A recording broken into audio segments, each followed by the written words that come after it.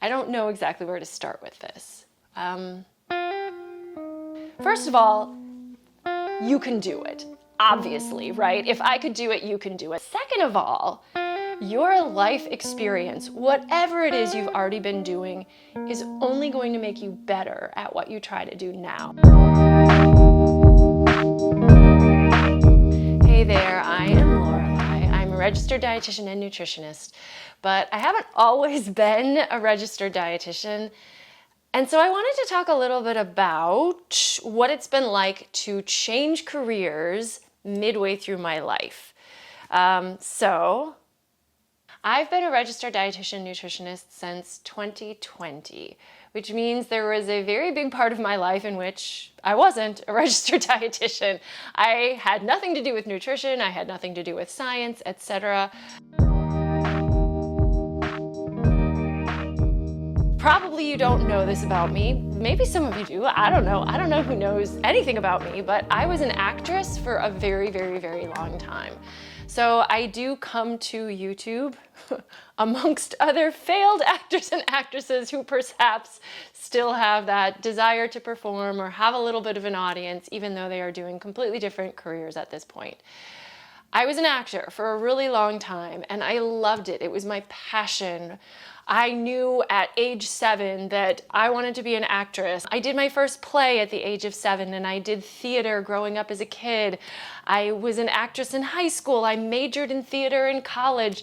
I was not a successful actor. I was not an untalented actor, but I kind of fit into that pool of actors who are good but not great.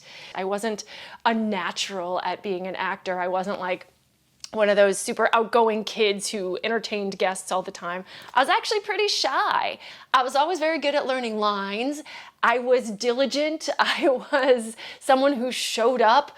I was prepared. I was on top of things. I consistently went to auditions and read plays and took classes, and I was always working on my craft.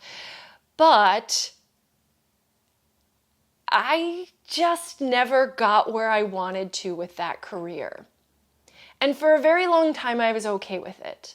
And for a very long time, I was okay with all of the sacrifices that occurred being an actor. For example, I never made very much money. Never. I think probably my top year, I made about $20,000. And that was because during part of it, I was working a full-time job as something completely different. As an actor, never, not even close.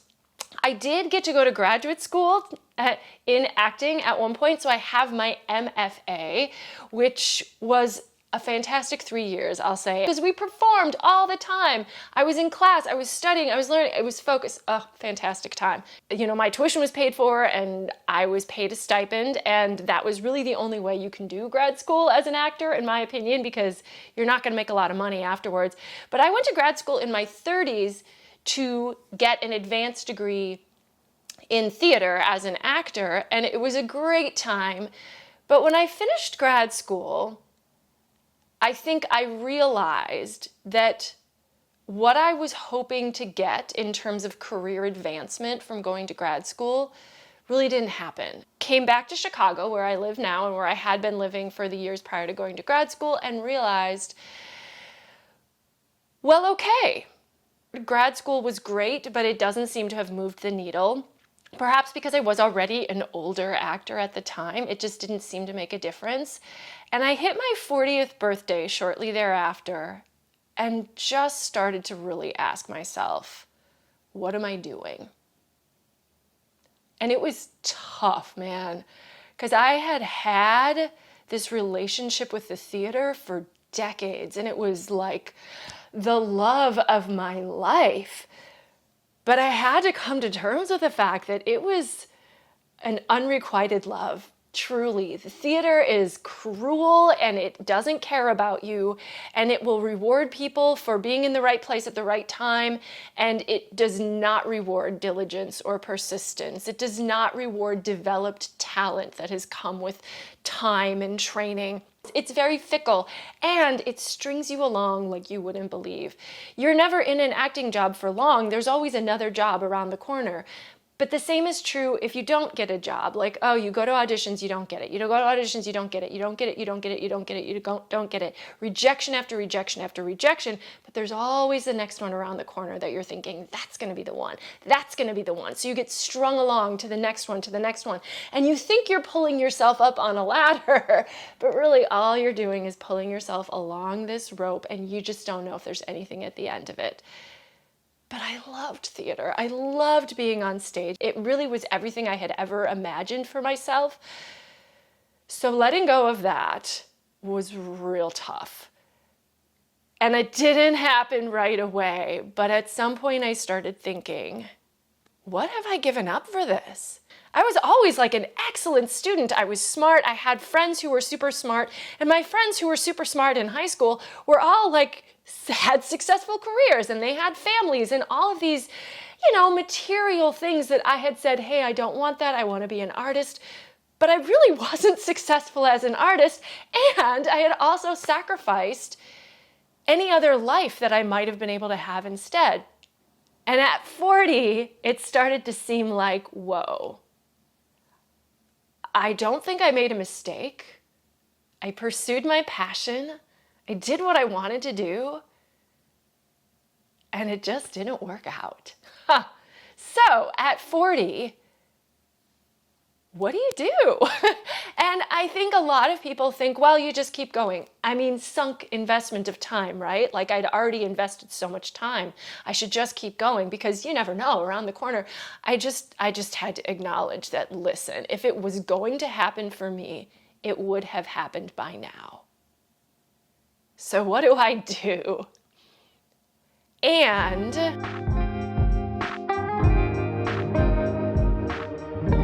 the other thing that I was doing at the time was a lot of standardized patient work. This is an interesting job, and some of you might be familiar with this. A lot of people have the reference of a Seinfeld episode where Kramer was a standardized patient. Believe me, it's nothing like that, but it is the idea of it, right? So where actors actually portray patients for medical students who are training, and they're training to develop their communication skills. And so I was doing this job for years. I had been doing it for years and years and years because it was part-time contract work. But I was working with young medical providers who were, they were still students in school, but we were training them. So after we would have like an encounter with patients where we would pretend we were the patient, they would come in as the doctor, we would have like a doctor's office visit, we would flip around and I would start to talk to them about like, hey, when I was your patient, this is how I felt. And then we would like train them on like how to improve their communication skills. And I started to realize that I actually had a lot of skills myself just from training others that could be applied to a lot of different areas. And specifically, I started to think about the healthcare field. Now, I didn't have like the medical training that a doctor gets in school, but like those communication skills. And I think that communication skills for an actor are something that get really honed and heightened from their acting training. Because when you're on stage, that's your job, is to listen to the other person and try to respond and try to connect and try to be real. I think a lot of people who aren't actors don't understand because they think that actors are just pretending and that the real job is learning lines. But the real job of acting is trying to make it look like it's real. Trying to be completely honest. And I honestly think that on stage, actors are more honest than human beings are in everyday life. Because in everyday life, human beings try to cover themselves up. They try to shield themselves. They try to block actual communication and interaction and engagement with people. But on stage, you open. And I found that in those communication sessions with students, when the students could open, when you had a provider, even if they were a student who would come in and they would be open and they would listen to you and they would empathize and they would acknowledge what was going on and you could have a real connection with them, it made a huge difference. And I thought, well, listen, I have a skill set. What can I do with it?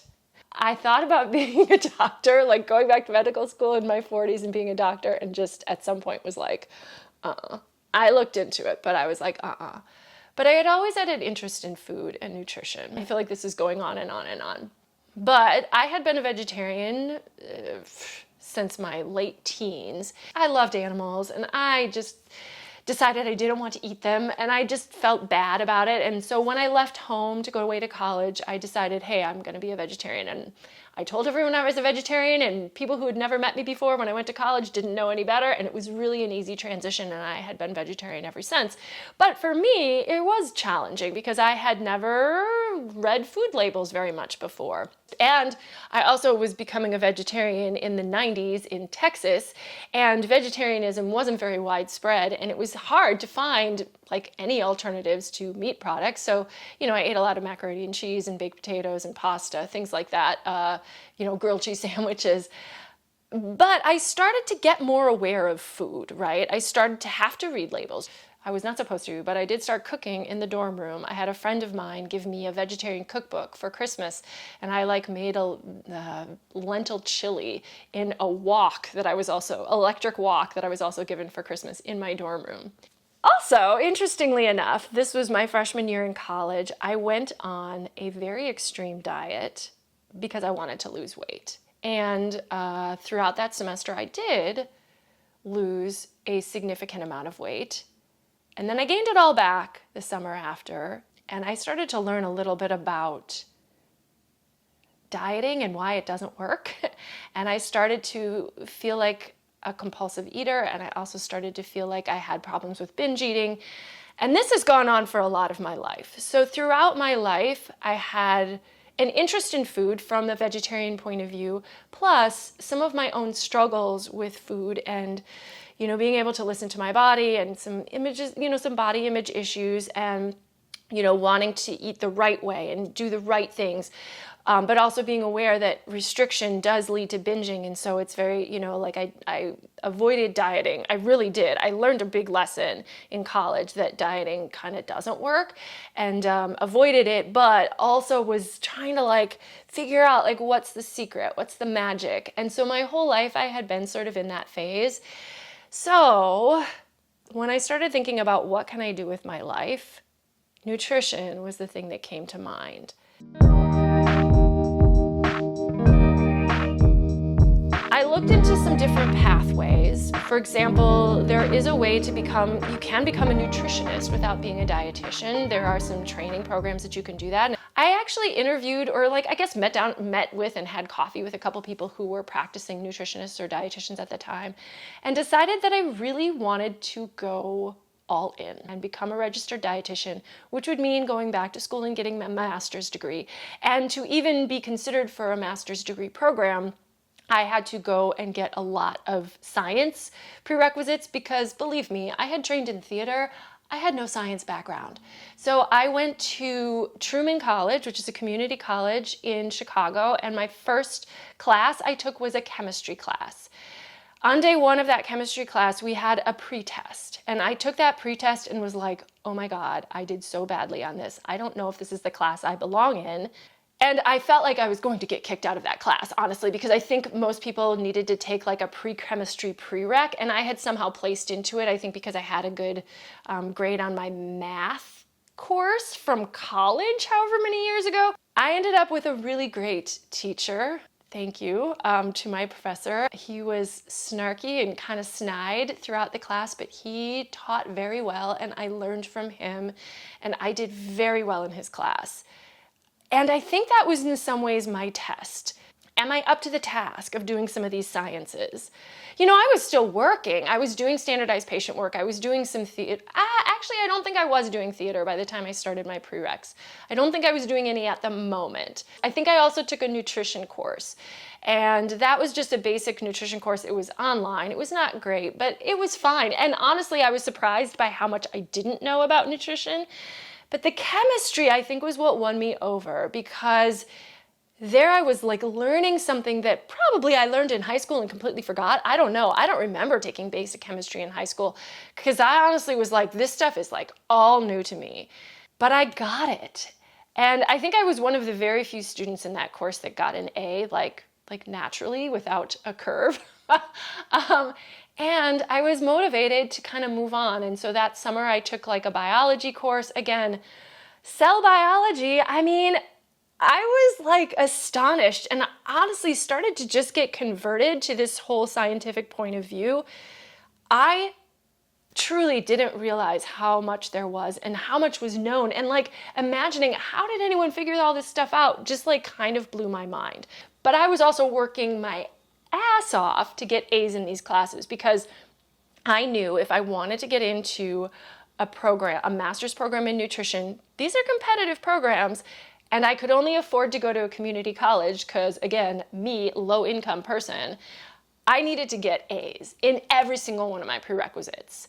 And I did, but I had to take anatomy and physiology, 2 parts of it. I had to take parts 1 and 2 of chemistry. I had to take organic chemistry. I had to take biochem.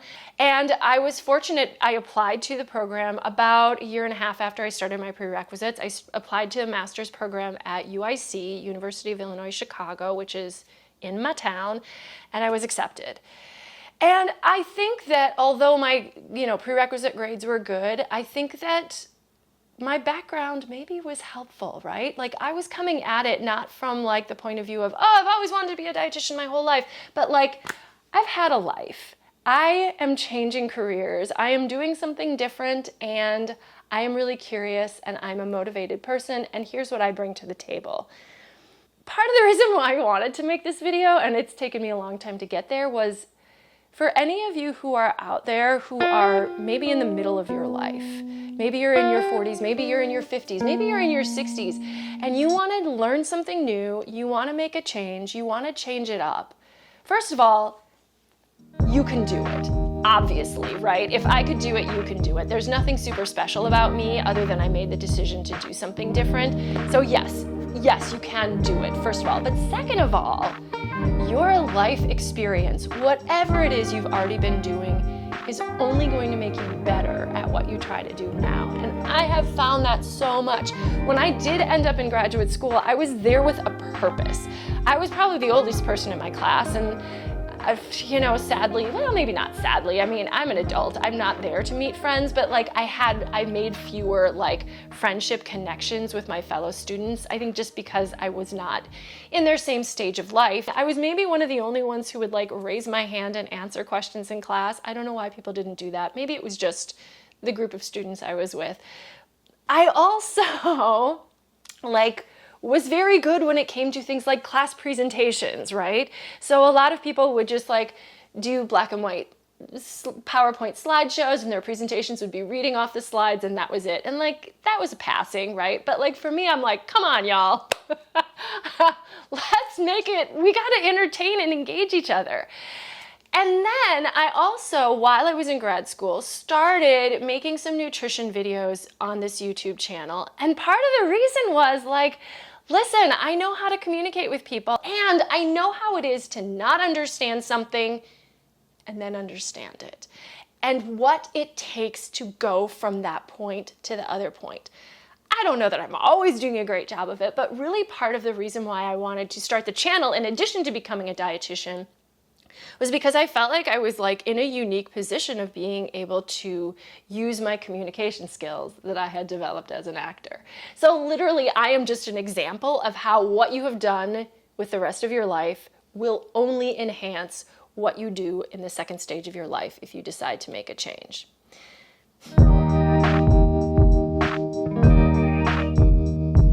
With all that said, here I am. I graduated in 2019 with my master's degree in nutrition, and then I studied for like 2.5 months for my registered dietitian exam, because you do have to take a big old national exam, and that thing is hard. I am planning to put up a video about my experience with the registered dietitian exam, but I have yet to do that because, boy, even after all this time, it's still something to process. And then I took that on March 11th of 2020, which was about a week before the shutdown occurred. I did pass my RD exam on the first try, but it was hard. I was working part-time. I was understudying a show. I had decided, hey, I'll understudy this show in theater, and I was doing standardized patient work, and I was teaching yoga. By the way, I am also a yoga instructor, and probably a separate video, but my yoga instructing work actually put me through grad school. Not that it paid for my grad school, but it allowed me to not have to take loans in addition to my tuition, my loans to cover my tuition while I was in grad school. I was able to teach yoga part-time enough to cover my living expenses while I was in school. Another advantage of having been an actor for a lot of years is that I'm pretty thrifty. So I'm also a yoga instructor, so I was teaching yoga, I was doing that, and I was studying for my exam, but it felt like I was studying for my exam. Like I was like 3 hours a day at least putting into studying. It was still really, really, really hard. I thought I was passing it as I was taking it, but you just don't know. And so when I did pass, I was like happy and relieved and hooray and hooray. And then the city and the world and everything shut down, and I did not get a job for more than a year after that. Not to say I wasn't working. I reinvested in this YouTube channel and started making cooking videos with the hopes of helping people fall in love with healthy eating. Because that's what we were all doing at home. Is like we were at home, we were cooking at home, we were doing a lot of stuff, and I'm like, hey, let's be healthy at home. And I wanted to put some cooking videos out. My husband was home with me as well. He wasn't my husband then, he was my boyfriend, but we are now married. He was in them as well because he is also an actor. That's why I know him. And so we would have a little bit of fun in the kitchen, and I would try to show people how to do this. And then I did get a full-time job working with WIC, and I have another video on my channel about my experience working with WIC. And then after a couple months there, I started working for another community health organization as their community nutrition manager. And now, most recently, I've moved to another job working with people who are trying to recover from eating disorders.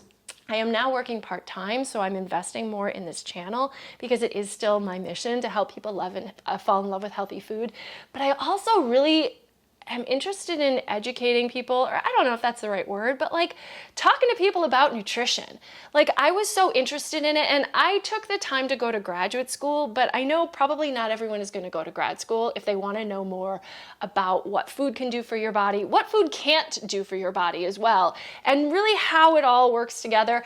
I am still figuring it all out, right? And so is science, truly. Nutrition science has only been around for about 100 years, so there are still discoveries being made, and there are still things that we just don't know, but we're learning, and we have like some ways to think about these things.